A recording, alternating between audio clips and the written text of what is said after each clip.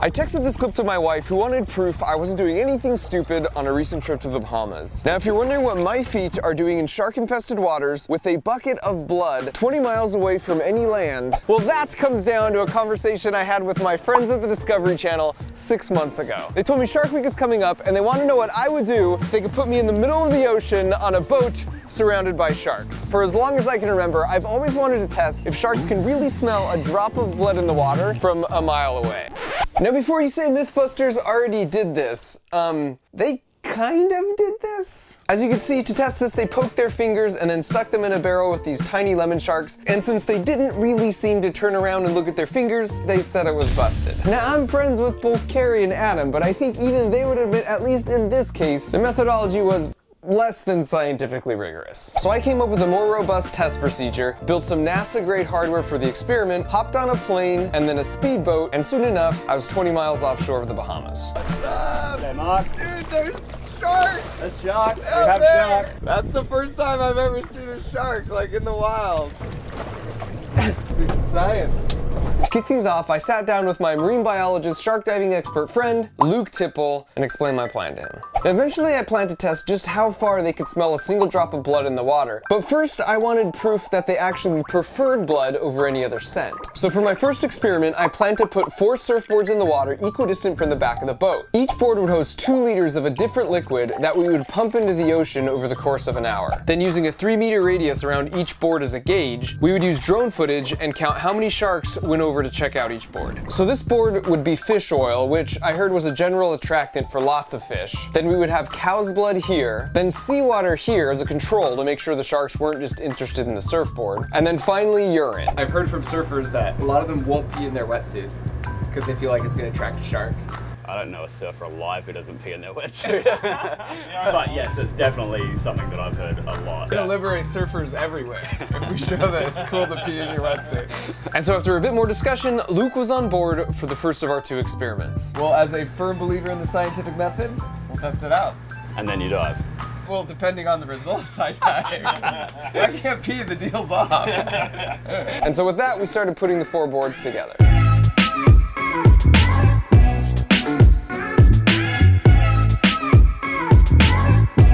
We also started collecting scientific donations from the crew. All right, so now it's time to fill these bags. What do you want to do first, pee or blood? Yeah, you. Let's do pee. Okay. Let's do rock, paper, scissors for who holds the bucket and who holds the bag. Okay, wait. I gotta strategize. Okay, I know what it needs to be. Ready? 1, 2, 3, shoot. Yeah! Damn it. Oh, that smells so bad. It's urine. Whoever it is, they need to hydrate, dude. This is gonna be a nightmare. Oh, it's warm. Oh, dude, it's all in my hands. Your pouring sucks. Oh. Okay. Oh, that stinks. No, we're good. All in the name of science.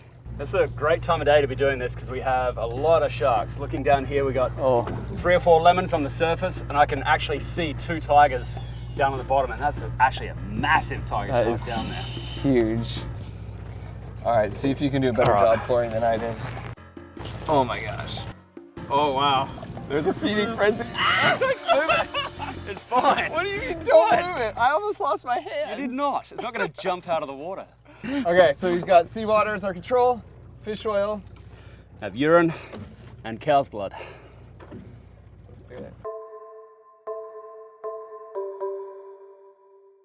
So while Luke is bravely swimming the 4 surfboards out and anchoring them in place in preparation for the 1-hour countdown, now is a perfect time to explain the cool tech on each board I designed and built from scratch with my buddy Sean Hodgins. For this experiment to be robust, all 4 boards need to start pumping at the exact same time after Luke has them in place. That means we need to somehow start the pumps using a radio signal from the boat. So each surfboard has a waterproof receiver box like this that also hosts the battery, a custom printed circuit board, and 2 Arduinos. Then I have the remote control, and as soon as I hit this button,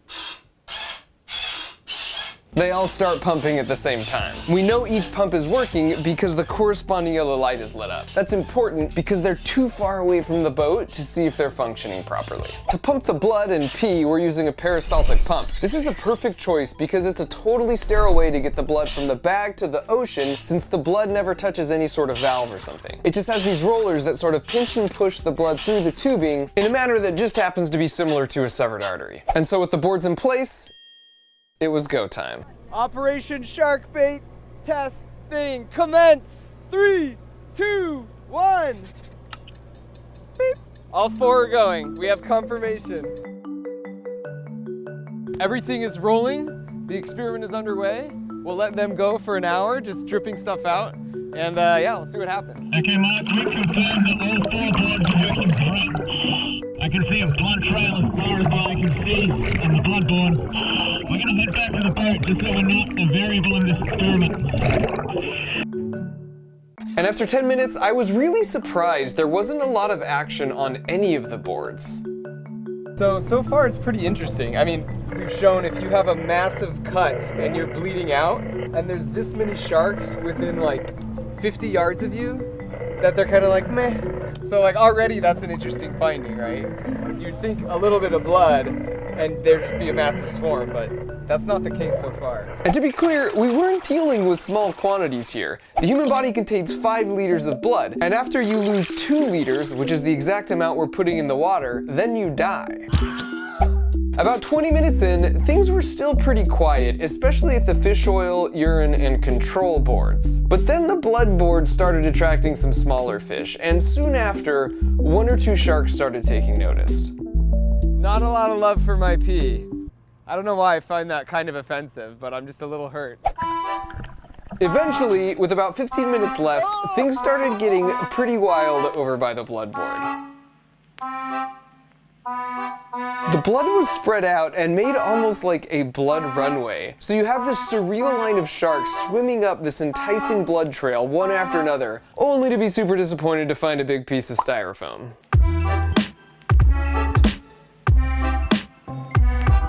We're almost done. 3, 2, 1. The motors have stopped. Our experiment is done. I'd just like to point out the bags have been sucked dry, so the engineering part of this experiment worked flawlessly.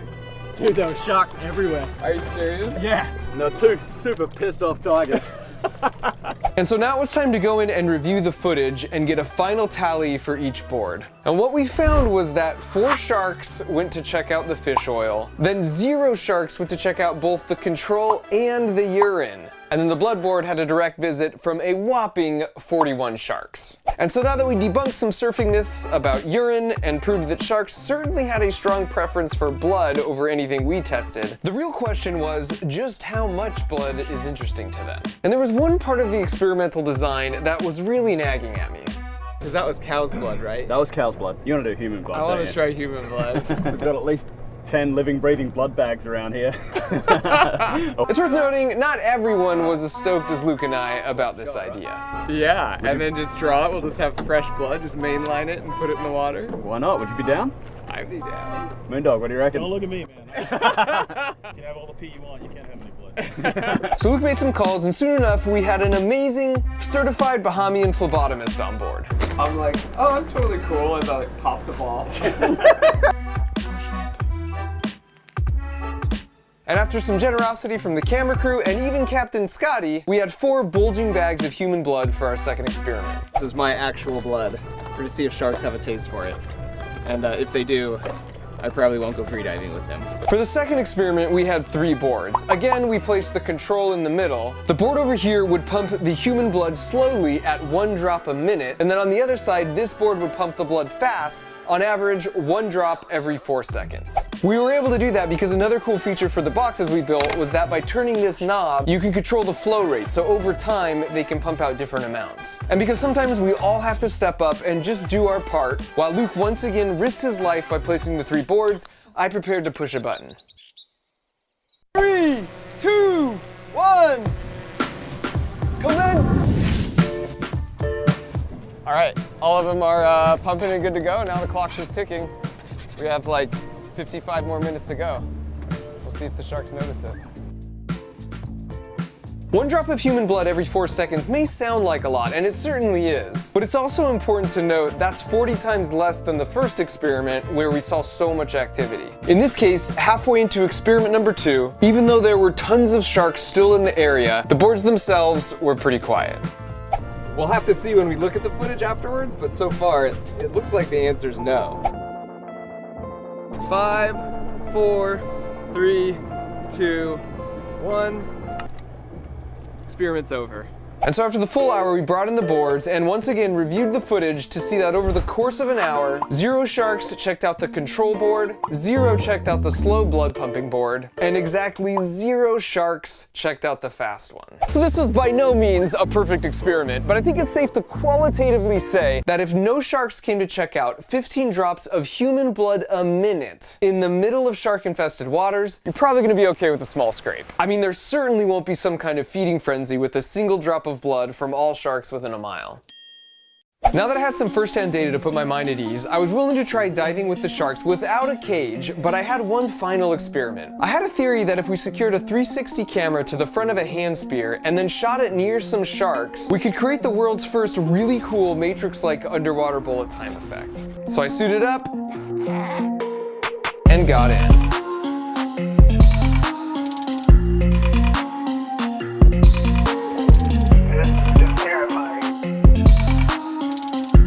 And my theory proved correct on the bullet time hand spear. Because as you can see, that footage turned out really cool.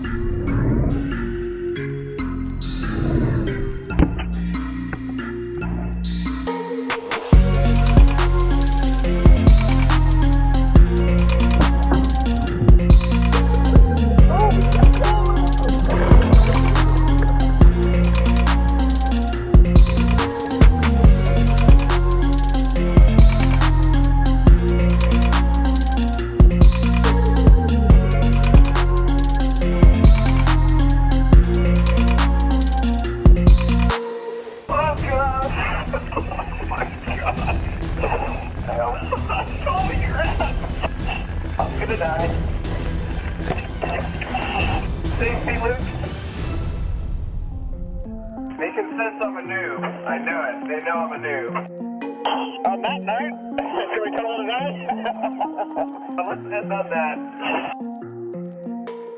That was amazing, man. We got him in like a feeding frenzy at the end. There's like 6 of them all around us. And I lived. I mean, this is shaping up to be a great day. What I'll take home from this shoot is just more evidence of the amazing animal that sharks are, but also the ability to point people in a specific direction to say, hey, your thoughts about them are a little overblown.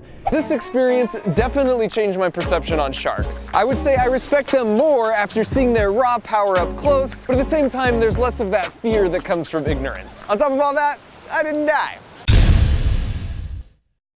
14 years ago, when I was just a wee lad working for NASA, I remember getting my first ever bonus check for some work I did on the rover. My whole life, I'd always wanted a really nice pair of headphones, so I splurged and got these bad boys. They're the Bose Quiet Comfort 15s, and as you can see, I have used them extensively for the past 14 years, especially when traveling. In preparation for this trip to the Bahamas, Bose sent me some of their brand new Headphones 700s. So I used them for the whole trip and for the past couple weeks. Now you should know, Bose supported this video, but they didn't give me any specific talking points to say besides tell people what you honestly think. And so after using them for 2 weeks, what I honestly think is that if this represents my old headphones, this represents my new ones. These things are a total game changer, and so here's what I think are the 4 coolest features. First off, the noise canceling is insane. Without actually trying these on, it's really hard to demonstrate on video, but here is my best attempt. With this leaf blower, this is what my voice sounds like on the camera mic, but if you were to call me and I answered on these headphones,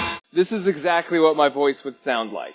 Number 2, they are totally wireless with a battery charge of 20 hours. This was plenty for me never even to get close to stranded, but if you do run it all the way down, they utilize quick charging. So 15 minutes of charge time from a totally dead battery gives you 3.5 hours of listening. And if your battery is somehow totally dead with no way to charge, you just open this clever compartment and then you just plug them in, and then you can still use them as passive wired headphones. Number 3, they have hands-free mode, so you never need to pull your phone out of your pocket. Hey Alexa, play songs by Andrew Applepie. You can also use the touch-sensitive side to pause, skip songs, and change the volume. And finally, one of the coolest features is conversation mode. This gives you super hearing and uses all 4 mics to actually pass in all the sounds from around you, so you can actually have a conversation with someone without having to take them off. And so while I'm no MKBHD, that's my tech review. I love these things, and they're super comfortable. It's like wearing a pair of clouds over your ears that can totally block out the outside world, but also happen to have amazing sound quality. So thanks to Bose for making an amazing product, and thanks to you